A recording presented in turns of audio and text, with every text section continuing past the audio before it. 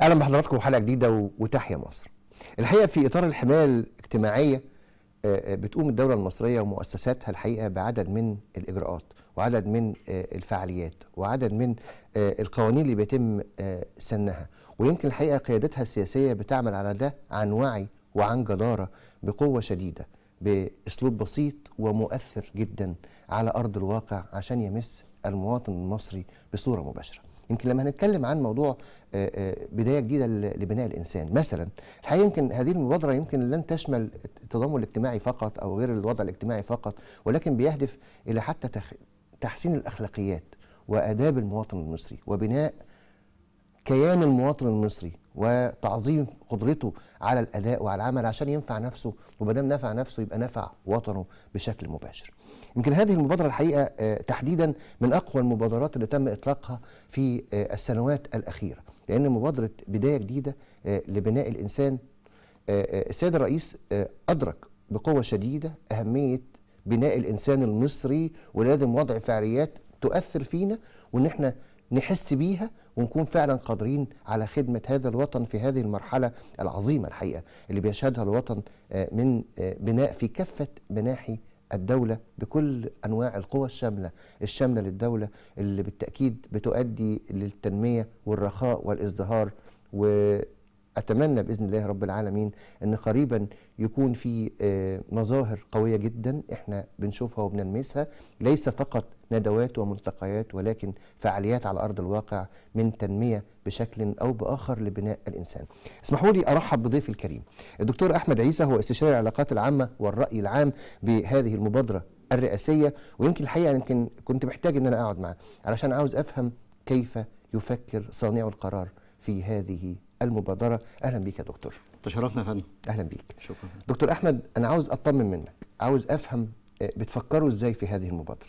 الياتها ايه؟ ازاي بتقدروا تاثروا حتى في الراي العام علشان يتفاعلوا مع هذه المبادره؟ تمام.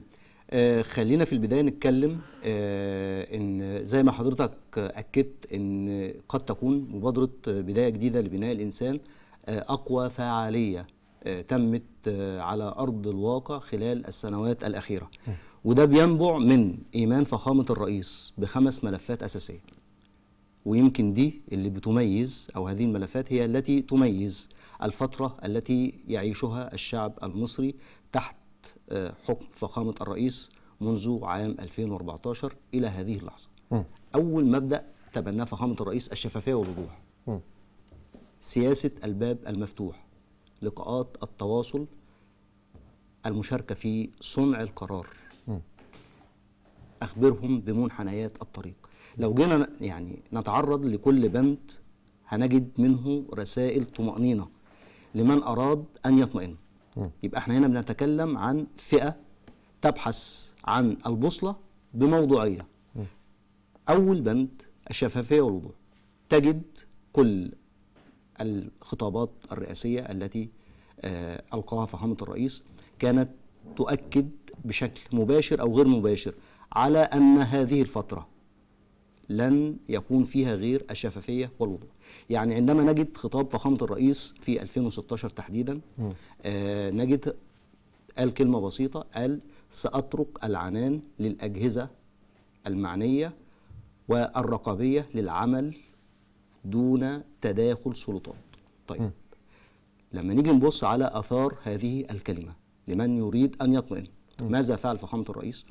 تجد أول مشهد بعد هذا الأمر رؤساء بعض الجامعات يقعوا في قبضة الرقابة الإدارية، تأكيدا على دور الرقابة الإدارية بالمقارنة لأوضاع سابقة. لم يكن دور الرقابة الإدارية غير تقارير في ترسل للقيادة السياسية فقط لا غير. ثم بعد ذلك اجتماع فخامة الرئيس في مدينة السادات عام 2018 لافتتاح مدينة النسيج في السادات، ولحسن الحظ يقع هناك نوعين من الأمور التي تتعارض، ومؤتمر يحضره فخامة الرئيس بنفسه، فالرئيس لم يتحرك إلا من منطلق الشفافية والوضوح.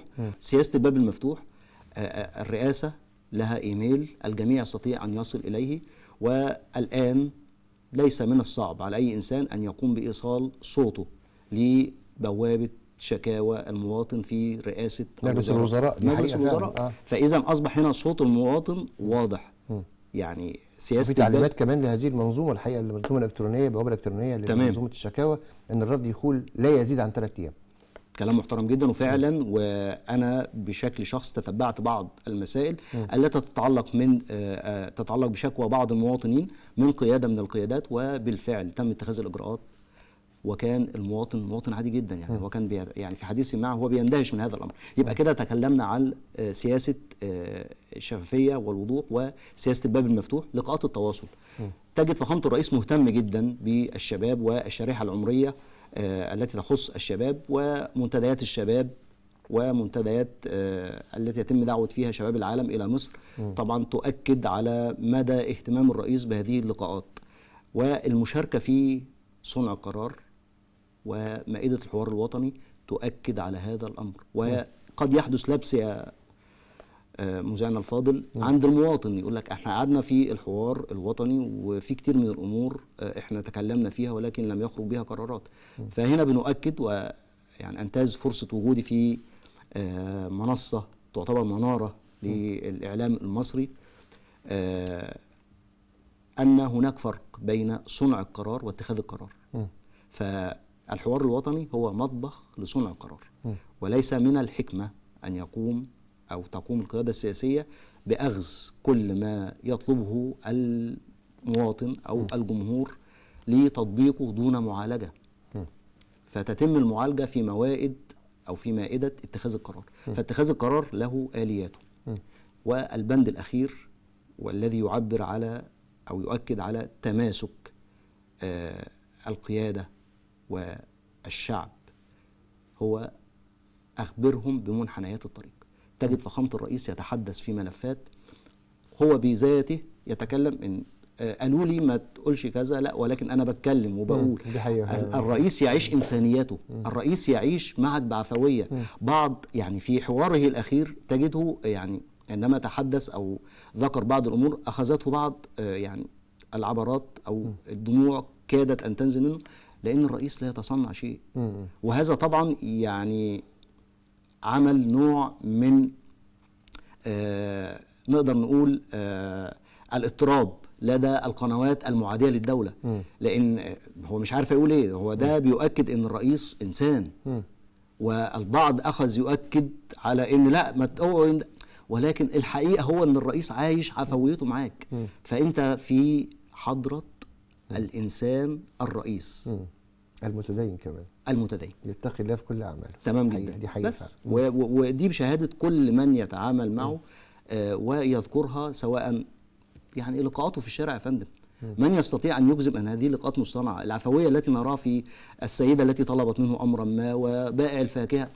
لا نتكلم على مستوى اعلى من كده. انعكس ده على سياساته في العداله الاجتماعيه، انعكس ده على سياساته في حي الاسمرات، حي في العشوائيات. تمام مش قابل ان بعض المواطنين المصريين يكونوا عايشين في المستوى ده. كلام محترم. عمل ايه؟ طبعا عمل ايه؟ طفره. يعني مش هتكلم على غيط العنب ولا نتكلم على غيرها ولا ايا كان الاسلوب ولا الطريقه، كانت نتيجه ان في هؤلاء الجزئيه الضئيله من الشعب انتقلوا لمكان ارقى. بقى في نوع من الاحترام والادميه، خلاص الحفاظ على كرامه المواطن. وهو دي هي. لذلك احنا طبعا اسمح لي ان احنا نؤكد على ان في هناك 4 ملفات لتفكيك الاوطان. وهو هنا يظهر بقى دور الوزارات المعنيه، خاصه التضامن الاجتماعي، لان من ضمن مهام وزاره التضامن الاجتماعي هي حمايه الفئات الاشد عرضه للتطرف والافكار المعاديه للدوله. احنا هنا بنتكلم على معالجه التضامن الاجتماعي. يا فندم. انا كنت متخيل ان هو مثلا على المستوى الاقتصادي، على معالجه الفقر بشكل او باخر، وسد الاحتياجات الاخرى للمواطنين البسطاء. تلعب على 4 ادوار رئيسيه. اول حاجه الحمايه الاجتماعيه، 2 الرعايه، 3 الوعي. اللي احنا بنتكلم فيه ده هو ده. هو انا مش خلاص فخامه الرئيس بقى يعني احنا مش هنبني سياساتنا على رد الفعل. خلاص احنا سياسه المبادر، برو اكتيف. لان انت ما ينفعش في ظل هذه الطفره وظل البنيه التحتيه التي حرص عليها فخامه الرئيس للاجيال القادمه. من يظن ان الرئيس يبني لنفسه هو واهم. طيب كمل يا فندم. تمام. ثم الدور الرابع تنمية شبكات الأمان الاجتماعي أيضا من ضمن الأمور، فهي ده دور وزارة التضامن. فلما نيجي نتكلم على مبادرة بداية، طبعا هو احنا 4 ملفات لتفكيك أي وطن. بتبدأ منين يا أحمد بيه؟ تبدأ هذه الملفات، يعني هنقول كلمة ستيب. كلمة ستيب كلمة إنجليزية من 4 حروف يكمن فيها ال4 ملفات التي يريد المتربص بهذا الوطن العمل عليه. أول حرف كلمة ستيب الإس، السوشيال، المجتمع أو السوسايتي. يبدأ يدخل لك من النواحي الاجتماعية، تجد معظم الأضرار جاءت من بعض الجمعيات دون ذكر أسماء التي تحمل شعار دعم الإنسان، الحفاظ على الإنسان، رعاية الفئات الأقل كذا. قام فخامة الرئيس بتدشين حياة كريمة، ثم بعد ذلك نجحت الفكرة فكان التحالف الوطني. ليه؟ حتى يتم جمع هذه المنظمات التي تعمل بشكل تطوعي بشكل أهلي تحت مظلة التحالف الوطني. طيب إذا استطاع المتربص بالوطن اختراق السوشيال اتيتيود أو الجانب الاجتماعي، الخطوة الثانية على طول في ستيب التكنولوجي. هيبدأ من خلال المجتمع بتاعك يبدأ يؤسس تقنيات تفيده. ما المجتمع أصبح مخترق وفي في تحقيق أهدافه. ثم بعد ذلك ينتقل إلى المرحلة الثالثة، خلاص أسس تقنيات وأنت لم تكن مستعد لهذا الاختراق. الخطوة الثالثة حرف الإي، إيكونومي. هيبدأ بقى يتلاعب في اقتصادك. وإذا وصل إلى الإيكونومي لا يوجد أمامه غير المرحلة الأخيرة وهي البوليتيكال، السياسات. يبدأ بقى يشتغل، وهي دي فكرة اللوبي المتواجد في كثير من الاقتصاديات العالمية. وطبعا المجتمعات كانت في مرحلة ثنائية القطبية ثم الآن وأحادية القطبية وثنائية القطبية، والآن انتقلنا إلى أو سننتقل لا مفر إلى القطبية متعددة الأطراف. طيب أنا عاوز أتكلم عن اللوبي أو اللوبيات أو اللوبز إذا كنا جبت في الجامعة بالإنجليزي. تمام. الموجودة داخليا في تحقيق المصالح الشخصية وتأثيرها على أمن واستقرار والأمن الاقتصادي والأمن الاجتماعي كمان. الاجتماعي والتكنولوجي. لكن اسمعني بعد إذن سيادتك هطلع فاصل سريع ونرجع عشان ما حدش يقاطعنا واحنا بنتكلم في القصة دي عشان مهمة قوي على فكرة. تمام يا فندم. اتفضل.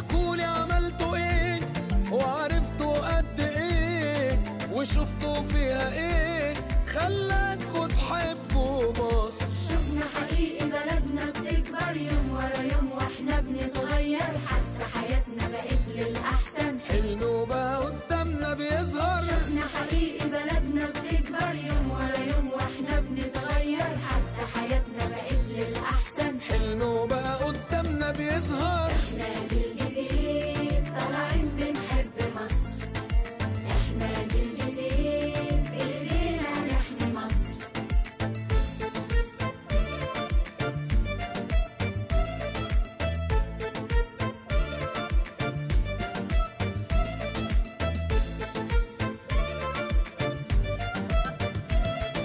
يعني عرفتوا بعد ما شفتوا، يعني فهمتوا واتعلمتوا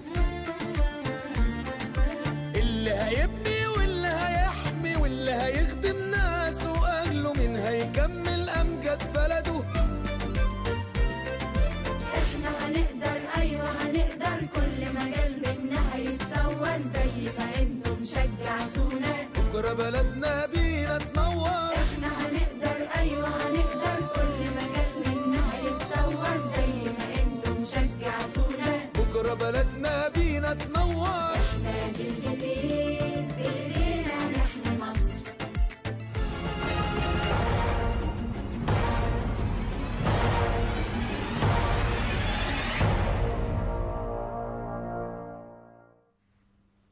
بجد الترحيب بالدكتور احمد عيسى. الحقيقه يمكن حوارنا قبل الفاصل مباشره كنا بنتكلم على ستيب الخطوات الثلاثه STEB، وكان وقفنا على البوليتيكال السياسات الموجوده الخاصه بالاقتصاديات الداخليه الموجوده هنا، وقلنا بعد الفاصل مباشره ان احنا ممكن نتكلم عن تفاصيل، نتكلم عن اللوبيز او اللوبي الموجود في دول العالم او التكتلات الموجوده بوجه عام للتاثير على الاقتصاد او التحكم في سياسات الاقتصاد على مستوى العالم.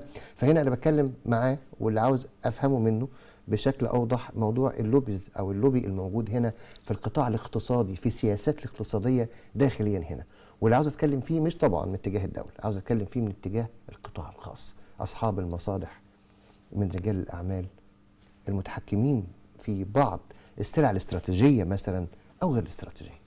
هو طبعا يمكن كان الدور بتاع اللوبيز الداخلي كان له دور حساس قبل نشأة التحالف الوطني، لكن يعتبر بنشأة التحالف الوطني أصبح الجميع تحت مظلة التحالف الوطني، والجميع بدون استثناء أو إقصاء لأي لوبيز موجود يتحكم في سياسات لمصلحة خاصة، أصبح ما أمامه مسار واحد فقط، هو مظلة التحالف الوطني لممارسة الأنشطة بتاعته. ونقدر نقول ده عاد على المواطن في أمر بسيط جدا. لو جينا نظرنا إلى عدد الأسر المستفيدة أو المدعومة 2014 تحديدا الفترة 2013-2014 كان تقريبا 1.79 مليون أسرة بمبلغ 3 مليار جنيه. طيب 2023-2024 وصلنا إلى 5.2 مليون أسرة، منهم مدعوم من أو منظمة أو نقدر نقول طبعا بإجمالي مبلغ 41 مليون جنيه، مليار جنيه. ال 5.2 مليون أسرة منهم 4.7 مدعوم من أو من موازنة الدولة، و500 ألف أسرة من القطاع الخاص أو التحالف الوطني أو الجمعيات الأهلية. رائع رائع رائع، المعدل ده جميل. فأنت هنا في طفرة تقريبا بزيادة 1100% بالمقارنة ل 2014. فهنقول مش هي ده المطلوب، ولكن النتائج مذهلة وتؤكد على أن الدولة عازمة على مسار لا يوجد له بديل، وهو أن الجميع سيحمل هم البلد والجميع سيحمل هم المواطن. وطبيعي جدا كل من يقدم أكيد سيجد ثمار وأصداء ما قدمه للمواطن من تسهيلات تقوم بها الدولة ممثلة في القيادة السياسية. لا وجماعة يعني ضاربين عرض الحائط بالاعتراضات الدولية تجاه السياسات المصرية في الدعم وغير الدعم او الكلام ده. تمام. يعني احنا عندنا احنا كشعب بنعرف نحمي نفسنا، صح، وبنعرف نخدم بنفسنا عن طريق جمعيات اهلية، عن طريق شركات خاصة، عن طريق كده هتتقضي زي ما بيقول المواطن هتقضى. هتقضى. ما حدش يدعم بالسياسات الداخلية، لكن في بعض الاحيان التدخل في السياسات الداخلية للدول بوجه عام يعني اما كناش هنسمع الكلام هيوقع علينا عقوبات دولية. يعني انتوا مثلا زي صندوق النقد مثلا تمام في ده، فبتتكلم في يقول لك ان لازم الدعم يترفع، لازم عشان تصلح الاصلاح الاقتصادي بالدعم. مين قال لك ان الدعم ممكن يؤثر على الاصلاح الاقتصادي؟ مين ليه حطوا السياسه دي؟ طب ما انا ممكن اجذب استثمارات باضعاف مضاعفه أكيد، بمكاسب تعود على الدوله أكيد بما يغطي الدعم. أكيد. دي فلوس شعب، أكيد ومقدرات شعب، أكيد من حقنا نصرفها على بعض زي ما احنا عاوزين، صح كده يا فندم؟ دون تدخل ودون وصايا. اعمل لهم بقى شقق مجمعات سكنيه، حق الاسمرات او غيره او الكلام ده. انا بدعم شعبي. صح كده يا فندم؟ صح يا فندم. احنا خلينا نتفق على ان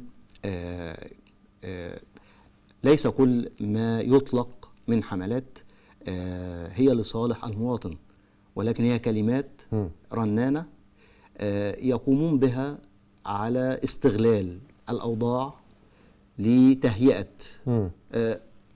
نوع من المواطنين. طبعا عندنا 5 شرائح، ليس كل المواطنين على فئة واحدة، هناك 5 شرائح تتعامل معهم أو يتعامل معهم كل من يترك الرأي العام. الفئة الأولى فئة الجمهور المبادر أو الداعم، اللي هو بكل بساطة بيحبك وملتمس لك العذر. هم مش في الدولة بس، هم حواليا وحواليك وحوالين أي كيان، حوالين أي مؤسسة. لازم نؤمن بأن في 5 جماهير نوعية موجودة حولي: فئة الجمهور المبادر، فئة الجمهور النافعي، فئة الجمهور المشاهد، فئة الجمهور الناقم، فئة الجمهور الحقود.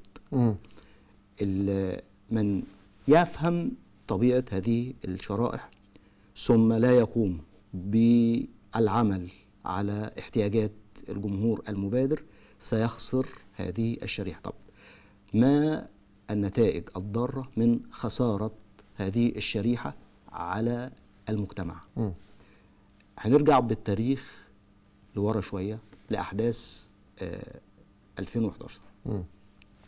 الجماهير النوعية موجودة في كل فترة وفي كل زمن، والنسبة الصحية بتاعة الجمهور المبادر 10%، والنسبة الصحية بتاعة الجمهور النفعي مش وحش ان يبقى حواليك منتفعين منك 20%. يعني لو حواليك 100 شخص، في منهم 10% بيدعمك ومش عايز حاجة، في 20% بيدعمك ومستني منك حاجة، في 40% اللي هي المشاهد بيتفرج. إن كان الجو العام معاك فهيتكلم عنك كويس، إن كان الجو العام ضدك هيتكلم عنك وحش. و20% ناقم، هو مشكلته مش معاك، مشكلته مع الانفايرمنت، مع البيئة.